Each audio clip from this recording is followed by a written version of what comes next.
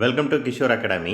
இன்றைக்கி இந்த வீடியோவில் 12th standard physics English medium 8th chapter one of the important 3 mark question de Broglie wavelength. So அதோட pronunciation வந்து இங்கிலீஷில் ப்ராப்பராக டிப்ராயில் தான். தமிழில் வேற ஒரு வேர்டு இருக்குது, அதனால் நம்ம டிப்ராக்லி அல்லது டிப்ராய் அப்படின்னு சொல்லுவோம்.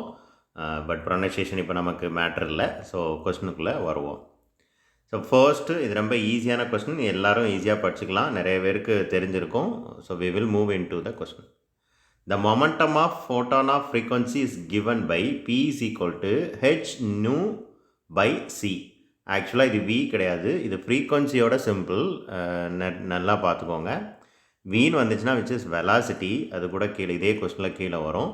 ஸோ வெலாசிட்டியோட சிம்பிளும் அண்ட் ஃப்ரீக்வன்சியோட சிம்பிளும் சேமாக தான் இருக்கும். பட் ஃபர்ஸ்ட் இங்கே வர்றது வந்து ஹெச் நு, அதோட ப்ரொனன்சியேஷன் வந்து நு, ஹெச் நு பை சி.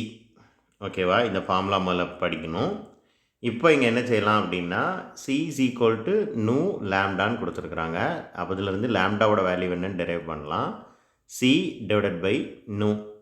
கரெக்டாக லேம்டாவை மட்டும் ஒரு சைடு வச்சுட்டு மீதி ஃபுல்லாக அட் சைடு கொண்டு வந்துட்டேன். ஸோ 1 லேம்டாவோட வேல்யூ என்னவாக இருக்கும் அப்படின்னா இந்த வேல்யூவை அப்படியே ரெசிப்ரோக்கலாக எழுதணும். ரைட், அப்போ நூ divided by C.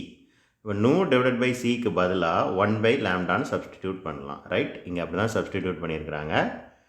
H into 1 lambda, இந்த ரெண்டு வேல்யூவுக்கு பதிலாக 1 லேம்டான்னு சப்ஸ்டிடியூட் பண்ணலாம். ஹெச்சையும் ஒன்றையும் மல்டிப்ளை பண்ணால் ஹெச், இந்த வேல்யூ அப்படி தான் வந்துச்சு. The wavelength of photon in terms of its momentum is h by p. இப்போ இந்த மிடில் இருக்கிற வேல்யூ என்ன செஞ்சுருங்க, விட்டுருங்க.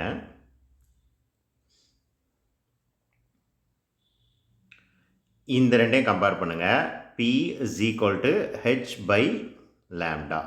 இந்த லேம்டாவையும் பியையும் இடம் மாற்றலாம். அப்போ lambda is equal to h by p.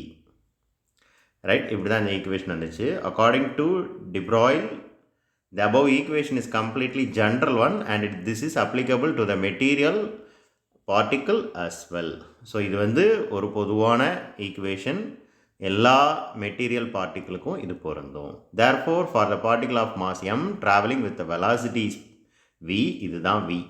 The wavelength is given by, இப்போ p is equal to pக்கு பதிலாக mvன்னு சப்ஸ்டியூட் பண்ணலாம். நமக்கு நல்லா தெரியும் மொமெண்டம் எதுக்கு equal, mass into velocity. So this wavelength of matter waves is known as de Broglie wavelength.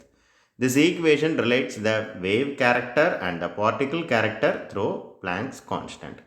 Planck's constant வழியாக wave பார்ட்டிக்கிள்க்கும் wave கேரக்டருக்கும் particle கேரக்டருக்கும் என்ன சம்மந்தம் இருக்குது அப்படிங்கிறத இந்த ஈக்குவேஷன் தான் நமக்கு புரிய வைக்குது.